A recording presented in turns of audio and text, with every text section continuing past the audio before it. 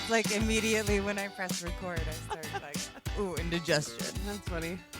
Hi, everyone. Hello. Welcome to Book Pop. Special edition. We're doing things differently. I'm Jamie Anderson. I'm Molly Fish. We have something special for you today. It is our spring preview. We had a live event here at Lake City Books in the bookstore, and we recorded ourselves talking while we did it just for you. Yes, it was our first time experimenting with this kind of event, and we thought it would be magic, and it turns out it was. It was. It worked so great. People had so much fun. We loved it. They loved it. Yes. And they said if we did it again, they'd come back. So we want you to be able to see how special it was or hear how special it was and to catch our next maybe fall preview. Right. So what we did was we each picked 5 upcoming releases. So in this case, it was for spring 2025 that we are really excited about. These are not books that we have read already. We are just in the know. We're looking at what's coming out, and these are things that we are particularly excited about for ourselves to read and to sell to customers and to talk about in the store. So we pitched all 10 of these books live to an audience, which was really fun. And we got to share like why they personally inspired us and why we were excited about them. And we also got to hear a little bit from our audience and hear what they were excited about and what new titles that were coming out. And whatever we capture on the microphone, you will also get to hear. Yes, we didn't get it all, but we tried really hard. This was our first time. I know. You know, the live events in the audience, and we might need an extra hand next time. So that's right. Anybody want to volunteer for that, you let us know. Yeah, we need a mic person. Pays nothing, but, our admiration. Yeah, maybe free ticket. You can have free ticket. Yes, absolutely. But, okay, the other special thing about this event was that we offered, if you were going to place any pre-orders at the event, you got 20% off of your pre-order. And that is obviously not available outside of the event, so that part has passed. But that's a good reason to look out for these events in the future so that you can get to the event and get your 20% off the pre-orders. Not just the books we talked about. We gave 20% off any pre-orders for this year that people wanted to place. So it was like a pre-order party. Yes. Where we previewed some of our books we're most excited about. And we also drank wine and ate a fabulous charcuterie board that Jamie made. I feel like we have to talk about this. Yeah, I feel like it went over well, so I'm pretty proud of it. It was amazing. Yeah. Just a few leftovers that we got to scavenge at the end of the night. We just stood here glowing for like 20 minutes and picking at the charcuterie board and finishing the bottles of wine at the end of the night. That was so fun, guys. It was. Yeah. Wasn't that fun? It was so fun. That's right. Here is our 2025 spring preview event live in the past. We've got 10 books that we're calling out, 5 for each of us, that we're super excited coming out basically April through June, so spring 2025. If this goes well, which it feels like because of the interest we've got, we will probably do another one in the fall. So if you like it, look out for that as well. Lots of great titles out in the fall too. That's a good time to get 20% off. That's the big literary time. Although we like spring and summer books as well because we love a beach read. But we've got a lot of great variety in here. And yeah, at the end, we'll open it up. If there's something you're really excited about that we haven't talked about and you would feel comfortable giving a little elevator pitch of it into the microphone, we would put it in our podcast. So very optional. That is not what you signed up for tonight. But if you are interested, we would love to hear from you as well.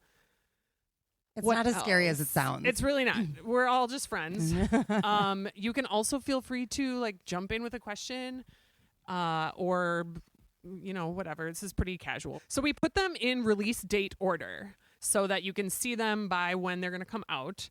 The first book that we've got is my pick. It's The Griffin Sisters Greatest Hits by Jennifer Weiner. Thank you. I always second guess myself. Didn't you? Okay, she was in that episode of Younger, and she said her name. Oh, she did say her name. Does okay, anyone else watch anybody Younger? else binging Younger? No. Okay. Yeah. Highly recommend. It's like publishing world, but that was like my aha moment. Like it's Weiner. Jennifer Weiner. Yeah. I'm going to start over for the podcast. Okay, the first pick that we have is The Griffin Sisters' Greatest Hits by Jennifer Weiner. April 8th. This is a feel-good family drama in that it is, it's like I think it would be a great beach read, but it is got a little more substance, right? Jennifer Weiner, if you've read her before, writes good stories with great characters, but they still move and they're still like light and fun. So highly recommend this one in particular. I can talk about. It is two sisters who were basically catapulted to pop star fame in the early 2000s. So picture like Britney Spears going on the MTV Music Awards. And this is all fictional, of course, but they only last a year having this like whirlwind success. And then they break up abruptly and nobody knows why. But it cuts to 20 years later. So I think I can't tell if it's going to go back and forth in terms of like past and present or if it's going to be half and half. Either way, I'm on board because 20 years later, one of their daughters is trying to get them back together, like get the band back together, get her mom and her sister back together and find out what happened. So you're like uncovering the mystery of why they broke up. There's a love triangle, obviously. I think we all could have guessed why to a certain extent. And I feel like I should say at this point, maybe we have not read any of these. So these are books we are genuinely excited about to read, but we have not gotten, we do actually have some advanced copies, but we have not gotten to reading them yet. So these are just things we're really excited about, we've heard about, and we will probably give you hints as to like where we heard about them, how we found out about them, in case you want to look in those places as well. This one I found out about at the Heartland Fall Festival. So that was a bookseller conference we went to in Milwaukee last fall, and they were pitching this as like one of the big spring books for their publisher. I mean, it's just got everything that I would want in a book, like 2000s pop references, sister drama, love triangles, the beach readness, plus the like substance of family drama. So anyway, that is my first pick, something I'm really excited about. Plus, look at the deluxe edition with the music notes on the side. Very, very sexy looking. Very nice cover. We were supposed to keep our pitches down to 3 minutes, Molly. Was that more? Look, she said I hit really? it. Oh, okay. Claire's timing us, and okay, I'm actually very impressed. Okay, let's see how you do. Oh, no, wait, That's I got gonna be a another minute one. and a half. Wait, I got another one. I have to go next again. you are Let's going see if I can do it next. again. Okay, Fish Tales by Nettie Jones.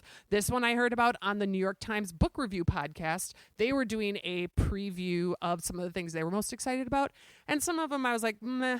This one really got me. Also, fun fact, Fish Tales was one of the possible names of my bookstore. My last name is Fish, F-I-S-H. And so this store could have been called Fish Tales, you guys. It's adorable. I think it would have been great. There were already a couple like kids bookstores, I think. Also, it felt very kidsy. And I was like, this is not a kids only bookstore. This is for everyone. I wanted it to feel adult. So anyway, it's just a fun fact. It is a cute name. But I think the thing that really hooked me about this book is it is rediscovered. So this was originally published in 1985. And it was the last book that Toni Morrison acquired when she was an editor at Random House. Yes. Like, need I say more? You're kind of like, okay, well, there's probably something to this. Feels vetted. Feels very vetted. Yeah.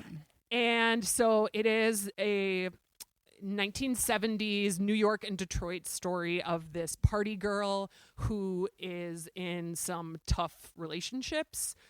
She's struggling with addiction. She's struggling with abuse, but it has like kind of the fast-paced party attitude. Like, it's not like leaning into the dark of it too much from what I can tell. It's kind of touching on that dichotomy of like, where is the line between addiction and fun or abuse, right? Like, there is a lot of gray area there.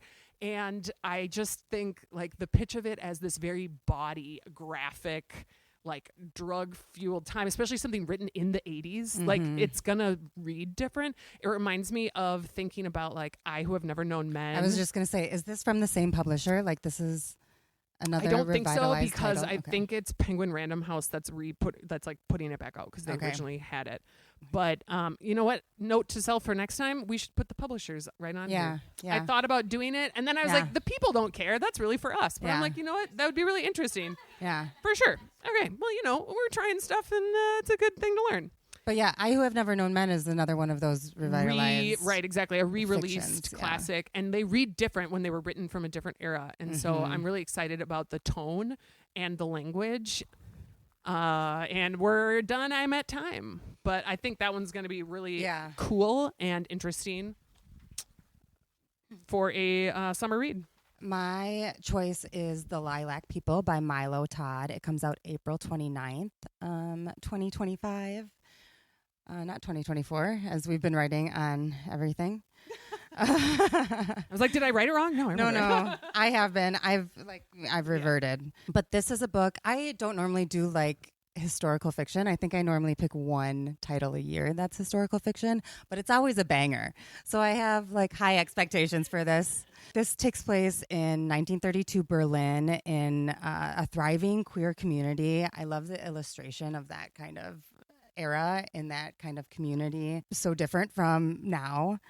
But also World War II, Germany, Nazis, and it's surrounded around these two people, and they have to go into hiding. Bertie, who is a trans man, and his girlfriend Sophie, who escaped to a farm, and they lived for over a decade in isolation. I think it's a really good title for this time. I think that the trans community, thinking about stories about the trans community from an era that we don't get to hear a lot about, is really exciting and enticing for me as a reader. And that's a lot of why this title stood out to me. And I loved All the Light We Cannot See, and that's one of the comps for this title too. And that was a runaway hit, and that was turned into a Netflix series as well. So I know that there's a following for this out there, you historical fiction people. I was in the musical Cabaret a couple years ago. Oh, yeah. And that's all about that time in like Berlin and like the very swinging time that happened right before the Third Reich took over. And so it was almost like an overcorrection. And I think that's a really cool world, though, like you said, to read about. Absolutely. We Can Do Hard Things by Glennon Doyle, Abby Wambach, and Amanda Doyle. So Glennon Doyle, you probably have heard of. She is the acclaimed memoirist who wrote Untamed. Amanda Doyle and Abby, that is her wife and her sister. So the three of them together have created this project where they interviewed over 100 people, and we're talking like big minds, big authors, musicians, people, not all women, but like mostly women, who it's really like an existential exploration of like, how do you get through the day? Or what is like the wisdom that you have found in your life, and then they try to take it and distill it down and kind of answer some of these big questions about life. The book is being pitched as literally a guidebook for being alive, which I was like, well, I can't say no to that. I'm so especially with like Glennon Doyle attached to it and all these other names of people. I'm like, yeah, Jane Fonda, Roxane Gay, Ina Garten. I do want to know exactly what those people say, how they answer the question, like, how do I figure out what I want to do? You know, these kind of questions that are just universal and like our existential spirals that we can go down. It's just like seeking life wisdom from brilliant people and distilling it down. It's a chunk of a book. I think it's like, because it's $34, and I saw a measurement. I think it's going to be like one of these big bricks. Where it is like a coffee table, like guidebook for your life thing. But I also think it's going to be broken up in these smaller chunks of like person by person or maybe question by question. Because they said there's 20 specific questions that they asked all of these people, and they're compiling them. And I'm a sucker for a bite-sized wisdom situations like Meditations for Mortals. If you've ever listened to our podcast, you know that we are huge fans of that. That's by Oliver Burkeman, and that's a similar like small essays on different aspects of life, very existential, very philosophical. This is going to be, I think, a really popular and in the zeitgeist version of that. Like people are going to be talking about this and what all these people have to say about life. Yeah. Can't wait. Mm-hmm. Yeah, that's going to be a popular one. Okay, great. We're killing it, you guys. You're going to have so much shopping time. Okay, no more timing. Now I'm stressed out. The next one is The Names by Florence Knapp. It comes out May 6th, and it's literary fiction. This one, when I picked it, Molly said she had not heard of it, and I thought that was interesting because I had read a couple articles that were spring picks, and I had mentioned this to you because I didn't recognize any of them. Yeah. So I think this was a really fun exercise to see what stuck out to us and I don't know, the variety that we were able to pick, and it's just not what I was expecting. I was expecting it to be more mainstream titles, and I think there's a lot more deeper stuff that we got to. So Agreed, we did a good job. yeah. Well, that's all that was. That's all that was. Just a pat on the back. But no, I hadn't heard of this until you brought this one up, and now it's one of the ones I'm most excited about. The Names, What's in a Name? After a catastrophic storm, a woman sets off to register her son's birth. She's expected to name it after her husband, a respected doctor in town, but hesitates. Spanning 35 years, what follows are 3 alternate and alternating versions of Cora's and a young son's lives, shaped by a choice in name. The Names explores the painful ripple effects of domestic abuse and the messy ties of family and the possibilities of autonomy and healing. When I named my kid, this is just such a topic that is very interesting to me. I don't know if anybody else has had this experience as a mother, but I didn't know what to name him. Do you name it after family? I literally sat down in the hospital bed with a list of 20 names that me and his dad agreed on. And he made the cutest little sound at Rowan. And I was like, that's it. Aww. But the effect that had on him, the life that he is living with that name, I mean, it has such a effect. It's something I think about a lot, and I love that it's alternating versions of this child's life and following, because I already love a novel where you follow someone through their life, but the fact that you're going to get 3 alternate ones based on their name and the effect that has around them, fascinating. Yeah. I can't wait for that book. Yeah, Lauren. It's spanning 35 years with each part. He has 3 different names, and it's okay. Yes. It's going to tell that 35 years 3 times of once if he has this name, once if he has, so it's going to be 3 separate versions of his life, alternating history.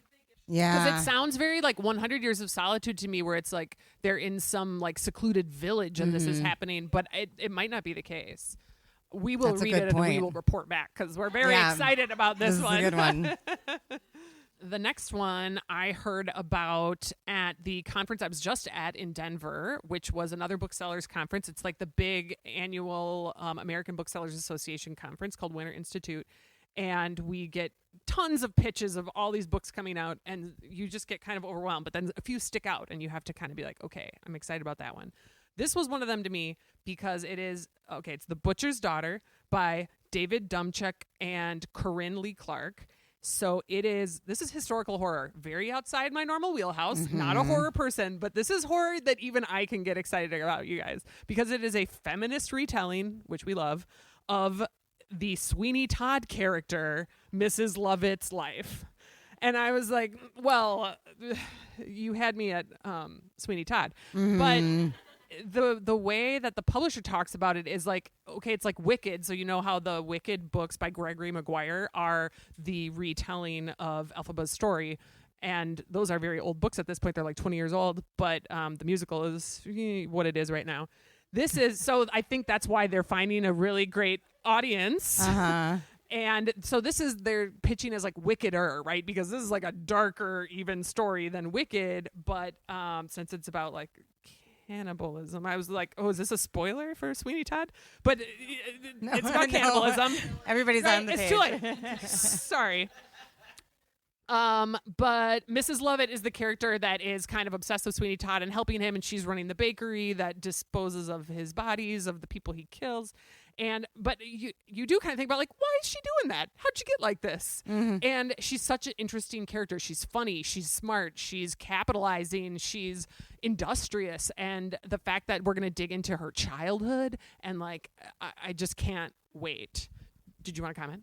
I just got the arc for that in the mail, and I haven't read it yet, but that one is supposed to go into Elphaba's whole childhood before even Wicked, so it seems like that kind of thing, so I'm really excited about that. Yes, Elfie is out now, and he is also capitalizing on Wicked's success. Good for him. Get it, Gregory Maguire? You created this whole phenomenon. Like, he deserves it.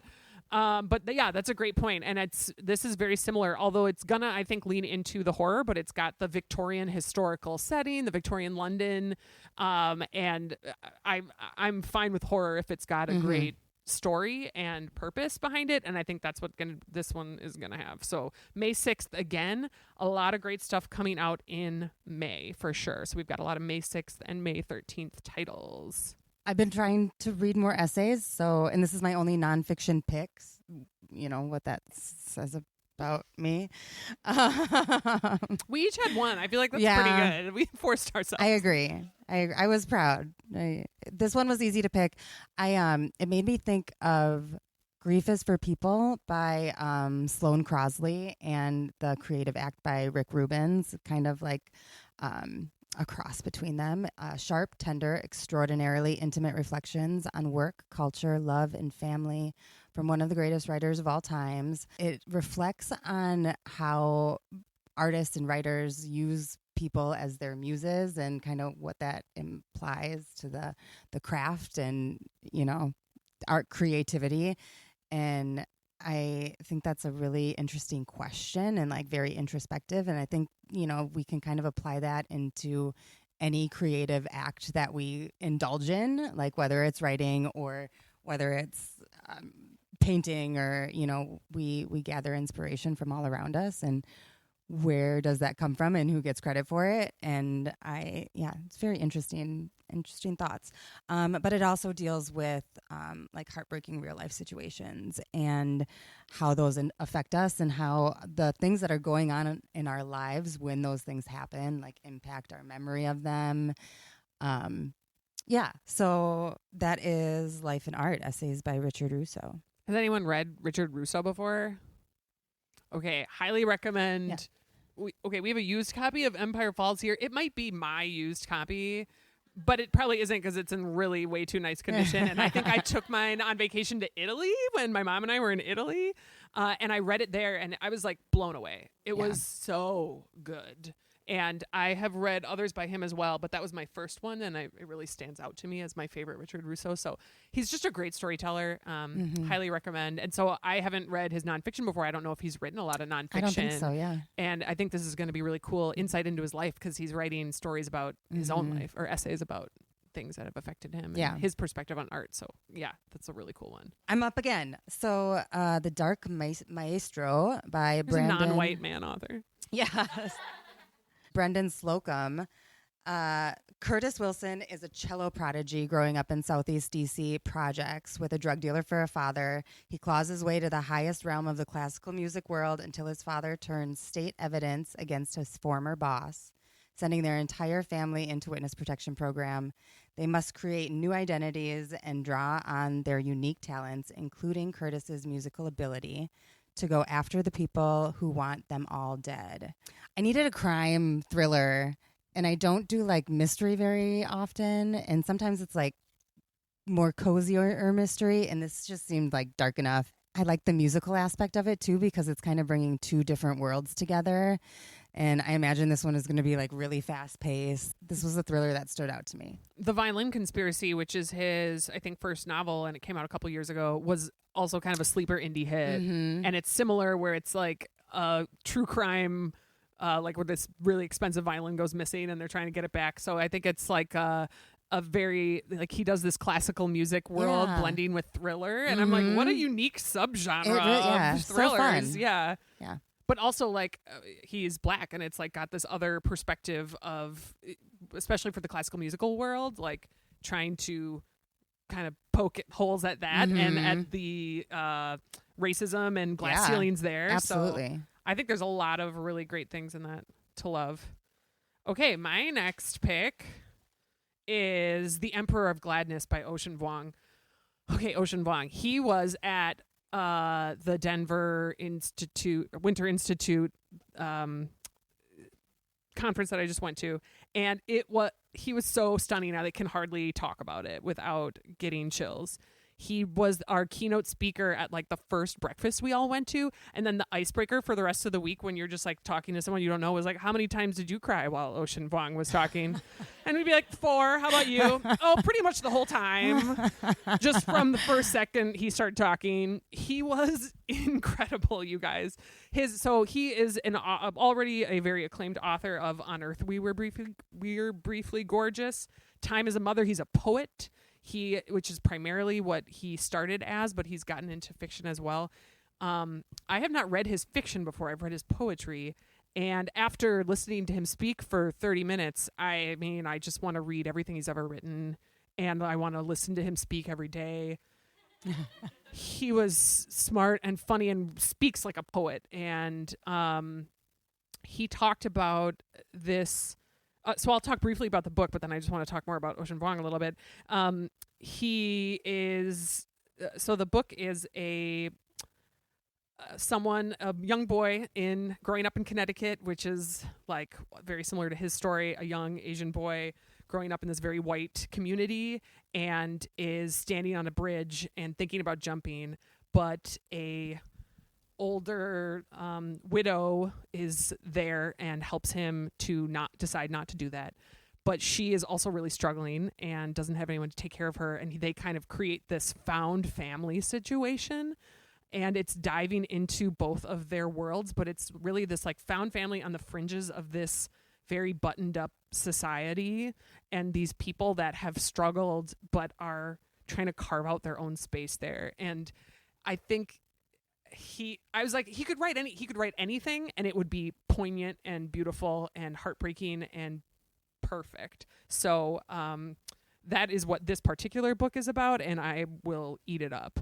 I want to just also give one more quick anecdote about the quote that I put here. So this quote he said, and kind of centered his talk around it when we saw him, was read everything, especially things you don't understand. And he said his mother said that to him. His mother was an illiterate immigrant who, again, they were growing up in this very white, the Upper East Side, exactly. And they were in this really tough place in the community, but she would take him to the library every day because she could tell the importance of language and of the written word and of being able to read and communicate in society. And she wanted him to have that. So she would say this to him when she dropped him off at the library as like part of his, like, while she went to work, he would go hang out at the library and just read everything. And he said now this is built into, he's an NYU professor and he builds this into his curriculum and tells it to his students all the time.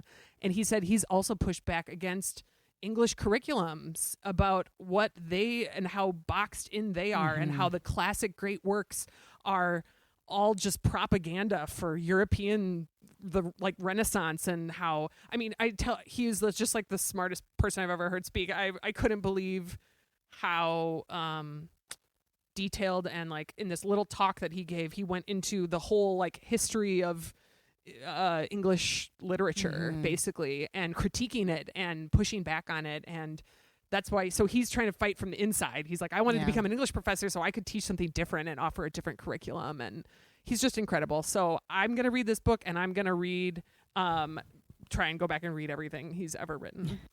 Sorry, that was more than 3 minutes. That's okay. We're not timing it anymore, remember? Ready, go. Oh, I can't. I will just like refuse to play. Okay, Atmosphere, a love story by Taylor Jenkins Reid. How many of you have read Taylor Jenkins Reid? Okay, yep. I'm really excited about this one. I loved The Seven Husbands of Evelyn Hugo. You will know her from Daisy Jones and the Six, Malibu Rising. So this one comes out June 3rd, and I can't remember what our deadline was for this, but I think I just snuck this one in there because I wanted it so bad. Because I also wanted to be an astronaut when I was a little girl. Did you really? Yes. Oh my God. That was my what do you want to grow up and be? Cute. So this follows Joan Goodwin, who's a professor of physics and astronomy at Rice University, and she gets the opportunity to be the first female astronaut for NASA. So this takes place in 1984. And I feel it's going to be like that thriller vibe that you kind of get from Seven Husbands of Evelyn Hugo. That's like there's a secret kind of happening, and I don't know what kind of things arise. Yeah, I love the concept of she's going to this like training camp with all the other like first female astronaut trainees or whatever, but then there's also I think some regular bro trainees, and then then they become this like cohort where they become friends, and they're all like young fit people in the 80s, like things are Big hair gonna happen. There's- Listening to it's like shoulder I'm pads. almost getting like Top Gun visualizations in my head, but like Taylor Jenkins Reid does Top Gun, so and it's astronauts. Oh, that's good. They should use that for marketing. So I also am very excited about this. Yeah. And yeah, but the fact that they're calling it like very fast paced and thrilling, I'm like, I think they're going to be like shooting these people into space too. Like we're going to get some space stuff out of it. That's pretty exciting, right? Yeah. Yeah. We definitely wanted to call out some books where it's like, of course we're excited about these. We wanted to maybe spend a little more time on things you haven't heard of. Like everybody knows there's going to be a new Emily Henry, and we're all really excited about it. Yeah. But this one is called Great Big Beautiful Life. It's coming out April 22nd, so mark your calendars. It's right around our anniversary weekend, so we'll have lots of stuff going on at the store. You can come get it here. You can pre-order it tonight and then come back and pick it up. It's going to be great as usual. I'm not even going to go into it. Yeah. It's Emily Henry. Yeah. There's one every year. We love them. Yeah. The one I'm excited about is Remarkably Bright Creatures. The paperback is coming out. Finally. Been like 3 or 4 years or something. After half a decade. But it has like sprayed edges that are printed, and it is so pretty. And if you haven't read it yet, or if you have read it and you need a paperback copy of it, They're making it a very deluxe paperback It's for this so pretty. release. And of course, just next Tuesday coming out, which you can still pre-order and get 20% off if you have not pre-ordered yet, is the new Hunger Games book, Sunrise on the Reaping by Suzanne Collins. It is another prequel. So last year, 2 years ago, she came out with Ballad of Songbirds and Snakes, which was a prequel. That was Coriolanus Snow's Hunger Games. What was that, like the 10th Hunger Games? This is now, the what? The 10th. Excellent. You're ready? Now you're ready for this one. So this one is Hey Mitch's Hunger Games. Yeah. And it's also like a quarter quell. So they do something weird, which in this one, they make double the tributes per district. So there's going to be a lot of tributes and a lot of action. And I'm so excited. All right. That is the end of our list. Is there anything you guys are excited for that we didn't mention that you want to give a quick elevator pitch for? Frederick Bachman has a new one coming out. I loved A Man Called Uwe. Yeah, that one's great. My Friend. My Friend, yes. May 20th of this year.